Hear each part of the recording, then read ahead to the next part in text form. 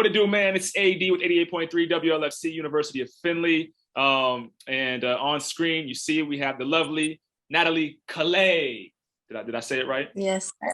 Yes, thank you. Thank you for having me. No, thank you for your time. I definitely appreciate you. You've been one of those, I spent 5 years in Vegas working with the underground scene. And so when I made my exit, there's individuals that like, okay, crap, I wish I would have got one with this individual, on wax and whatnot. And you were one of those individuals that like, okay, never got a conversation with you on wax. And so this is one of those conversations for me, like, okay, got to double back and make it happen. So I'm extremely happy about this conversation. So first things first, stick around EP. That's the most important part of this conversation, right? Matter of fact, when I got hip to you, I got hip to you based on videos, I think maybe covers that you were putting out on Twitter. Putting out covers. Yeah, I'm like, oh, she can sing. What is she doing? Where has she been? Where is the music? That was my first thought. Like, okay, she's nice. Like, let's come on. I want to hear more. Right. I don't think you were putting out original, at least for the public to hear, original music at the time. So question, is this your first official project release? Yes, this is my first project release. I have a couple singles or a few singles out, but this will be my first project. Mm-hmm. Second question, why? Why is this your, I mean, I don't know how long you've been singing, how long you've been making music for, but I do know that I've been hip to you for a solid amount of years now where I knew you could sing. Why now? Why not like years ago? I think I just had like a redirection. I've always been in music. I grew up singing, I play guitar, and I used to write as well for television. Like I would write for other people. So I think it was 2019, I released my first single. In 2018, I was performing a lot. That's when I first started writing for myself. So I think it just took time to get it to myself instead of working on music for others. Okay, no, I dig for sure. I dig. And your first single, is that Motion? The first one that you released, or was there another one before that? My first single is called Did You? It's on all streaming as well. Okay. And Motion was my most recent.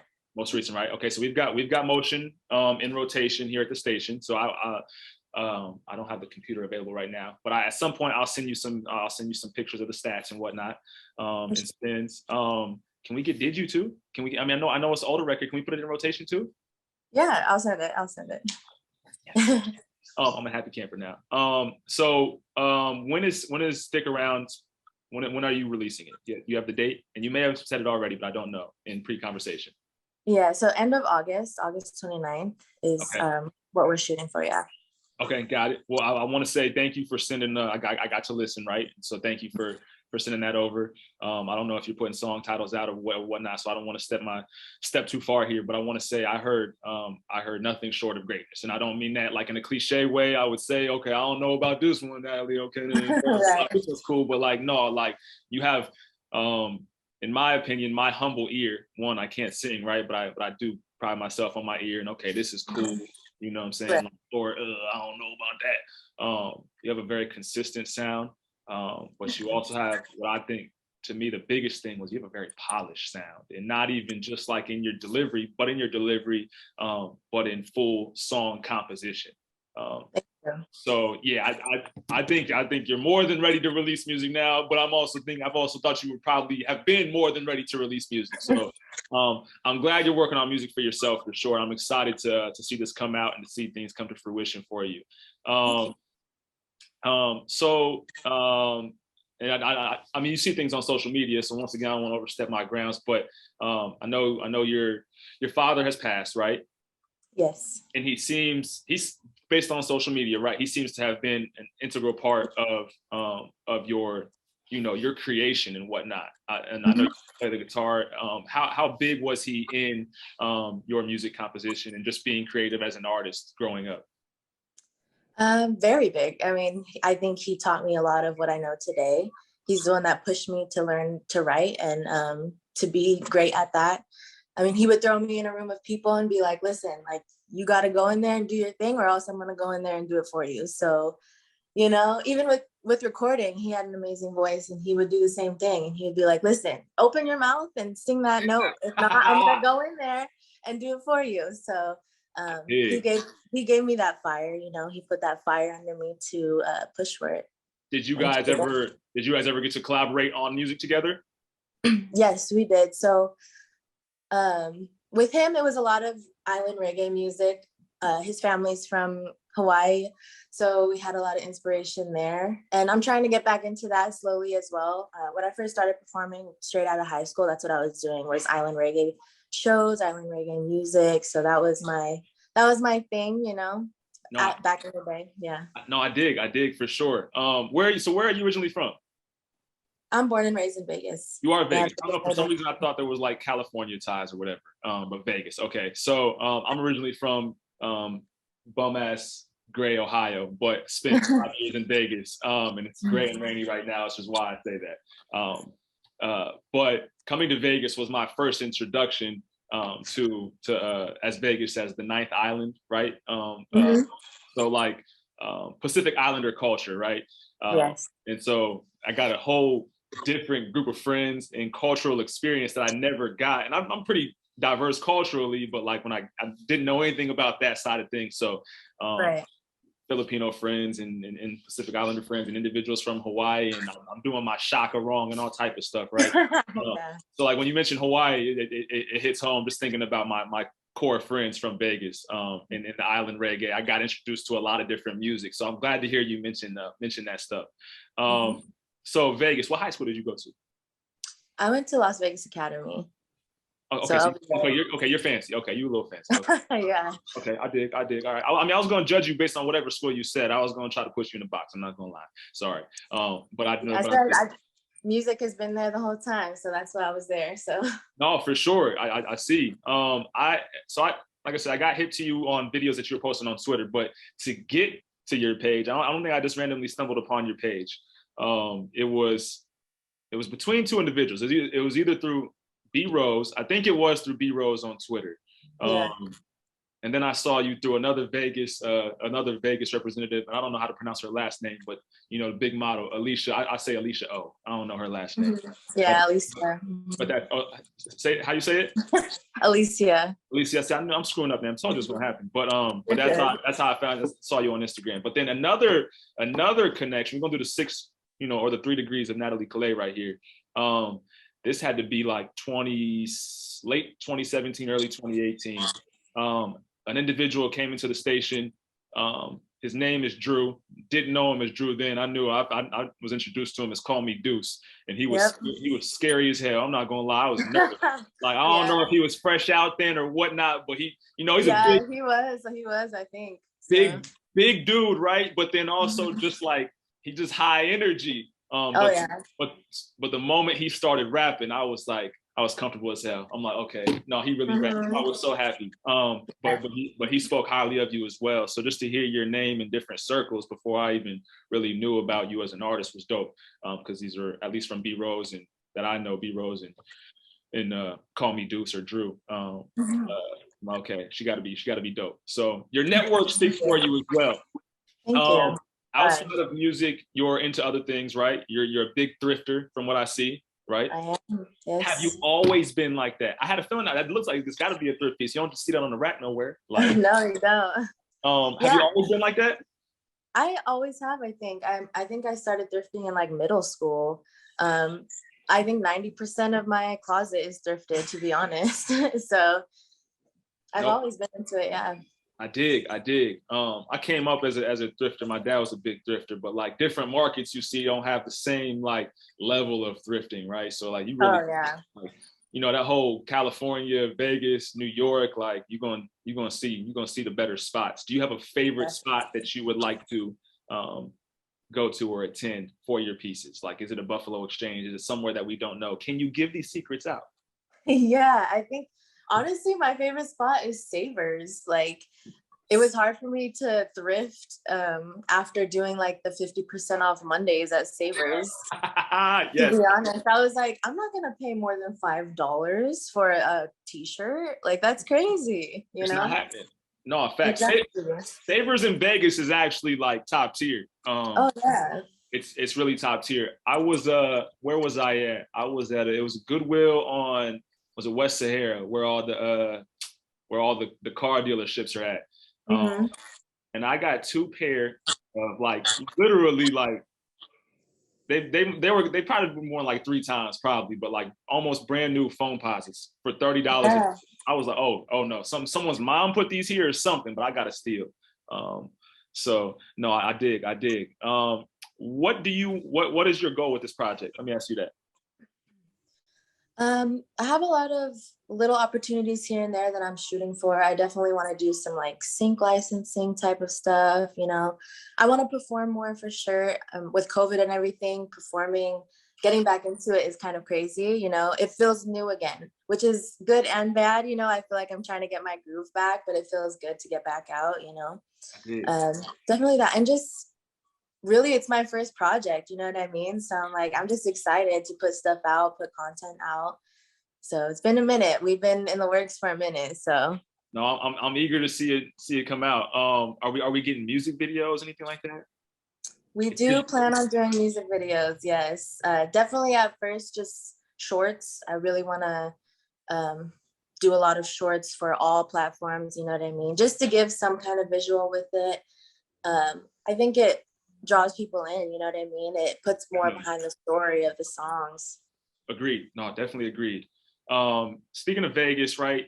Who have you not? Is there anyone that you want to work with that you haven't worked with musically? Um, what's funny is B Rose, she's like one of my best friends ever, and we have yet to collab. We plan on it for sure, but we have yet to collab. So that will be in the works too, but she's my number one. I mean, I love her. Her voice is insane. She's a powerhouse, you know what I mean? So Powerhouse, a mhm. powerhouse. I can't even, I'm trying to think about like B Rose's sound and what I've heard from your catalog. I'm trying to even think what kind of record would come about. I mean, I'm sure it's nothing short of greatness, but I can't I can't mesh them in my head. Like I can't. Yeah. So I would love to hear it. Who have you worked with that we wouldn't know about, if anybody? I mean, early on, I did work with Drew. We did a joint together early on. Um, my start, honestly, with performing out here in Vegas, I performed a lot with these cats, Cameron Love, Caswise. I don't know if you heard of them, Such and Such. Okay. Just producers, rappers, creatives all around. I've pretty much touched base with almost everyone. I performed with Noir a lot. They were my band that I would work with all the time. Right. So, but I know pretty much everyone. I mean, I'm sure we have a lot of mutuals, so. No, definitely, for sure, for sure. Do you have I mean, because you're a creative. I don't want to just an artist or just a singer or writer or whatever. But do you have a favorite area of creative freedom? Right? Is it styling? Is it putting outfits together, putting pieces together? Is it writing? Is it singing? Is it producing? What do you like? If you had to pinpoint something therapeutically for you that you like to sculpt, what is it? It's definitely singing. Okay. I mean, people push me all the time, try to push me in certain directions. I play guitar too, so people are always like, why aren't you picking up your guitar?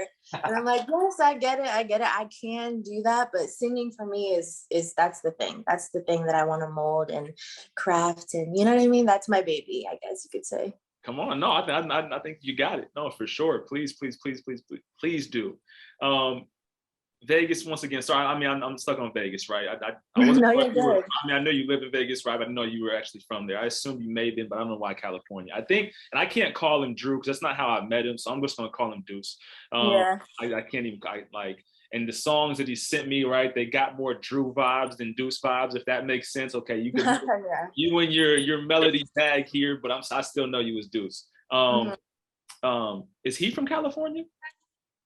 I believe so. I think he's from Northern California. I'm pretty sure. Maybe that's why, for some reason, I just felt like y'all grew up together for some. Okay.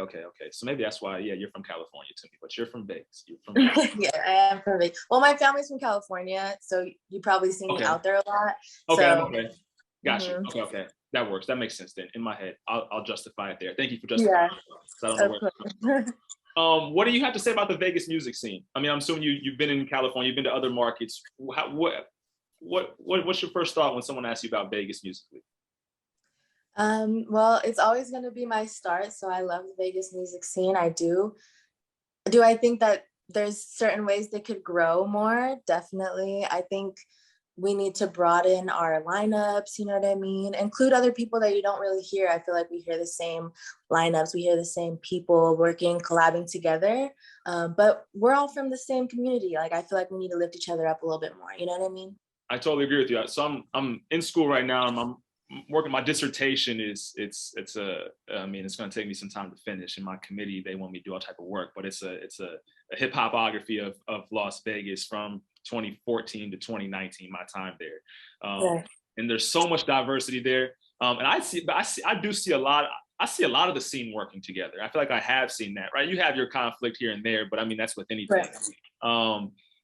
But one thing when I was a virgin to Vegas was that, you know, the local community, as far as like venues, doesn't big us up as much. And I didn't know because I wasn't there, but as I grew, I kind of saw that. And you see artists put their own shows on, like you see like Zelly. I think Zelly's a good example. She does a lot putting her own shows together and whatnot, and others too.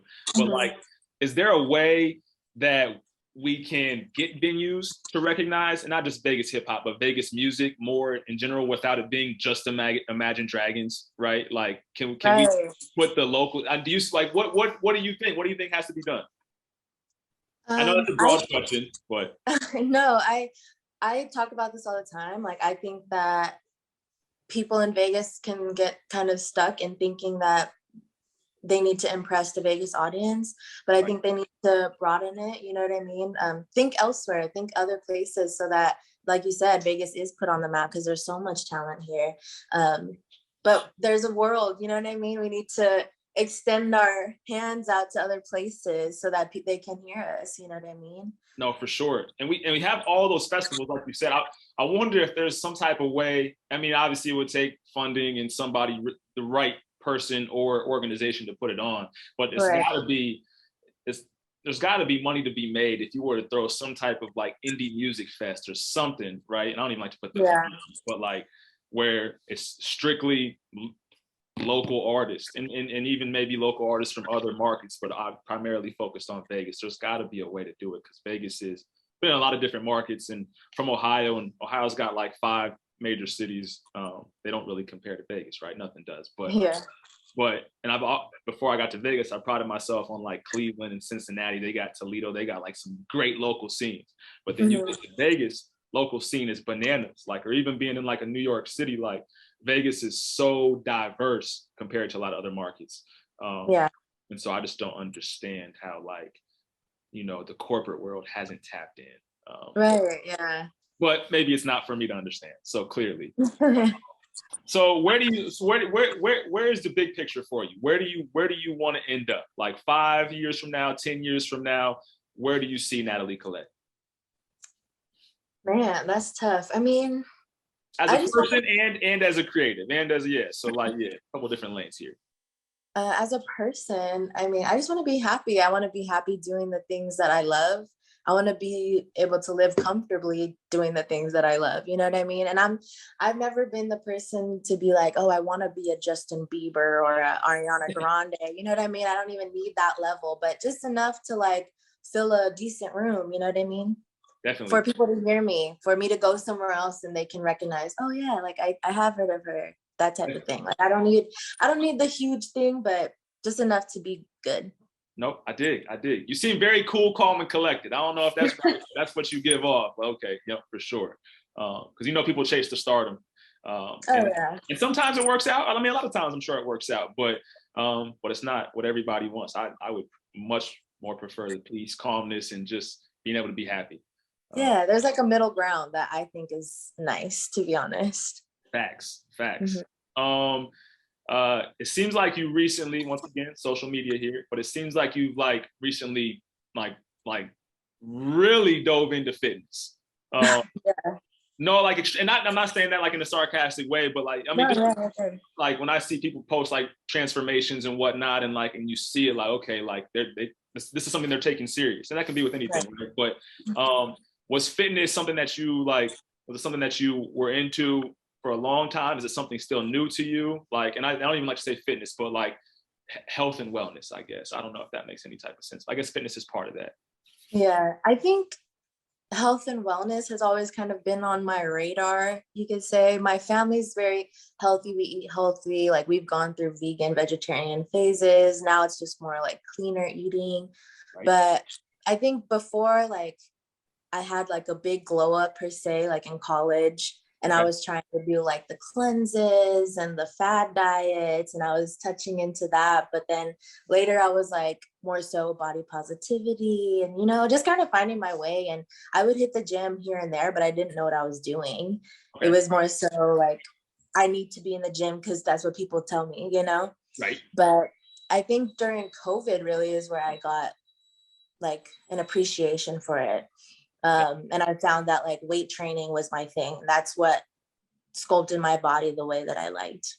I So did. No, I mean, because there's so many different avenues and routes to take, right? If like I tried yoga just because one time, right.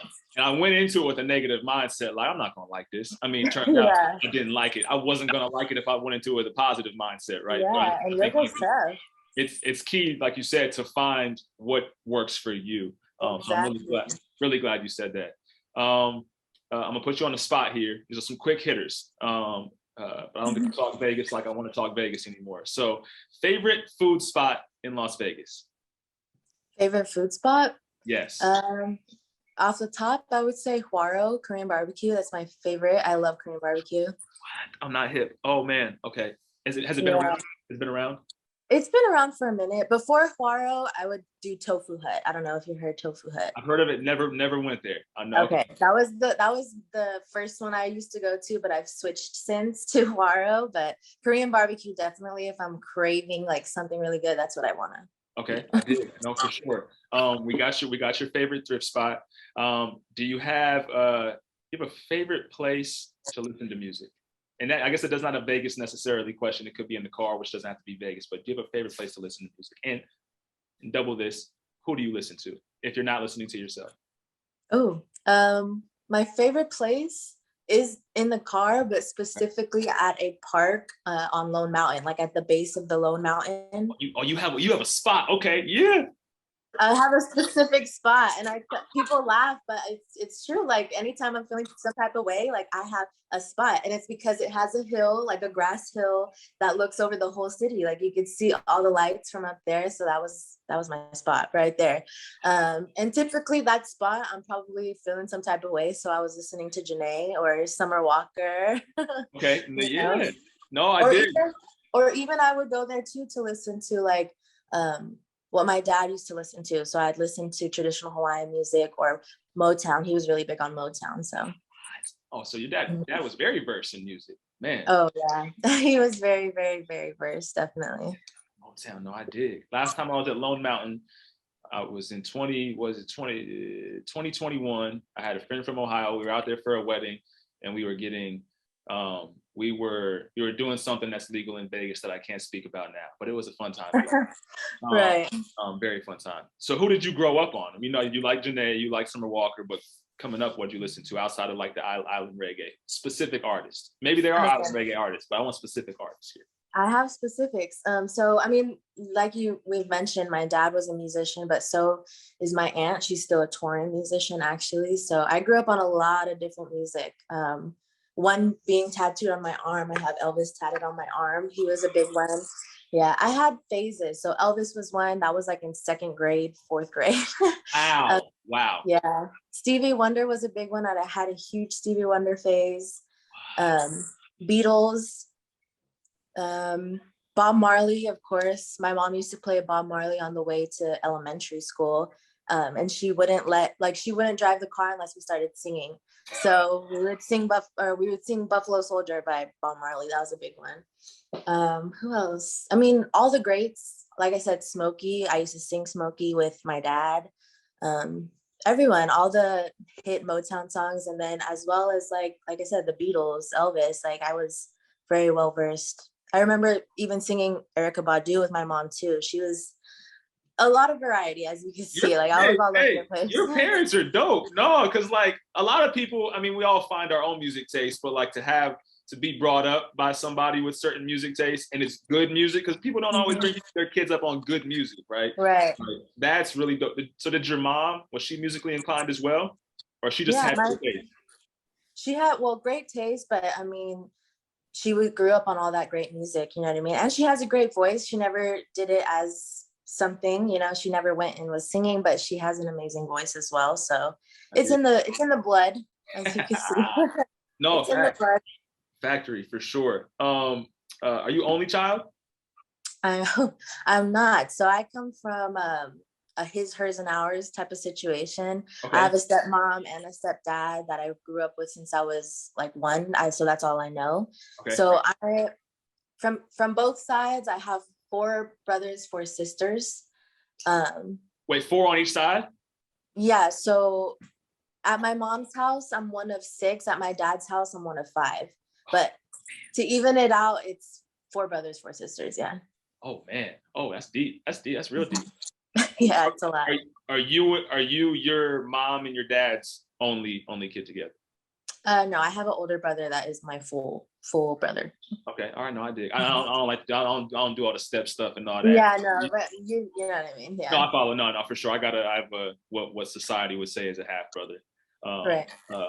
But no, for sure. Do you think that familial narrative impacted how you know looked at life and look at life today with being in a couple different households? I think so. I feel like it gave me the best of all worlds, to be honest. I also come from multicultural families. So, I mean, at my mom's house, I was the youngest, so I was spoiled. I was the youngest girl.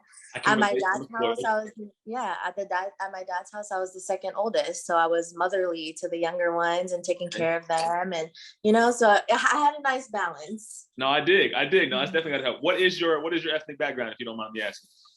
So, like I mentioned, my dad was Hawaiian Filipino, Okay. and then my mom is Mexican. So. Oh yeah. Okay. Yeah. No. Yeah. You got the best of a couple different worlds there. Yeah. Yeah. Yeah. Yeah. I got white and black. So I got a good one. I got a cool one over here, and I got a bland one over here. But it is what it is. No, it is what it is. Hey. So no, for sure. So I got 2 more questions. One is a personal question. Got a son. Name is Miles. His name is Miles Davis. He wasn't named after the singer though. I was training for the Hoover Dam Marathon in 2016, and my Twitter handle was Miles. And so when we started looking for names, I'm like, oh, I like Miles, and I'm like, oh, Miles Davis. Oh, that worked. Anyways, when he, 5, 10, 15 years from now, when he watches this, and can really comprehend the conversation and what's being discussed, as a growing mind, what is a piece of advice you would leave for him as an individual in this world? From Natalie Kalei, specifically. Specifically, I would say to do what makes you happy and don't listen to what anyone else has to say, because it's your happiness and that's what's important. That was poetic. Thank you. No, real life. I'm gonna chunk that piece out right there. That was great.